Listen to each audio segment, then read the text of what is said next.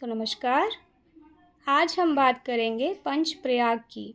UP triple SC और UP PSC दोनों ही जो एग्ज़ाम कंडक्ट कराते हैं, उन दोनों की एग्ज़ाम्स के लिए ये टॉपिक बहुत इम्पॉर्टेंट है और क्वेश्चंस कई बार पूछे भी गए हैं। स्टूडेंट्स क्या करते हैं, इसमें कंफ्यूज हो जाते हैं कि कौन सी नदी कहाँ से किससे कनेक्टेड है।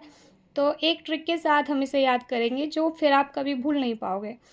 ठीक है, तो ये पंचप्रयाग जो हैं, ये सभी उत्तराखंड के गढ़वाल संभाग में स्थित है। ये सबसे पहले आपको याद रखना है। और ये 5 पंचप्रयाग हैं: विष्णुप्रयाग, नंदप्रयाग, कर्णप्रयाग, रुद्रप्रयाग और देवप्रयाग। और अलकनंदा इन सभी प्रयागों में एक कॉमन नदी है और इसकी ट्रिक है, विष्णु की नंद के कान में रुद्र और देव बसे।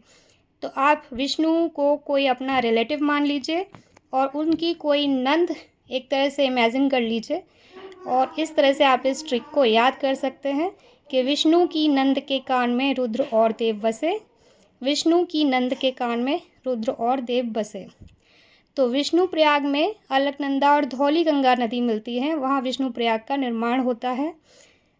नंद प्रयाग का निर्माण अलकनंदा और नंदाकिनी नदी से मिलने से होता है। कर्ण प्रयाग का निर्माण अलकनंदा और पिंडर नदी के मिलने से होता है। रुद्र प्रयाग का निर्माण अलकनंदा और मंदाकिनी नदी के मिलने से होता है। और देव प्रयाग का निर्माण अलकनंदा और भागीरथी के मिलने से होता है। और ये देव प्रयाग का क्वेश्चंस न जाने कितने पेपर में पूछा गया है।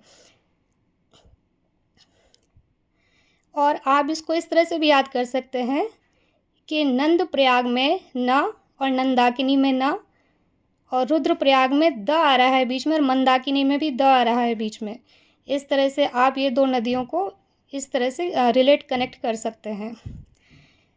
और इसके अलावा आप इसमें ये भी देख सकते हैं कि पूछा जाता है कि बद्रीनाथ मंदिर किस नदी के तट पर स्थित है। तो बच्चे इसमें अलकनंदा और मंदाकिनी में कंफ्यूज हो जाते हैं। तो आप इसे देख सकते हैं कि बद्रीनाथ अलकनंदा नदी के तट पर स्थित है और केदारनाथ मंदाकिनी नदी के तट पर स्थित है।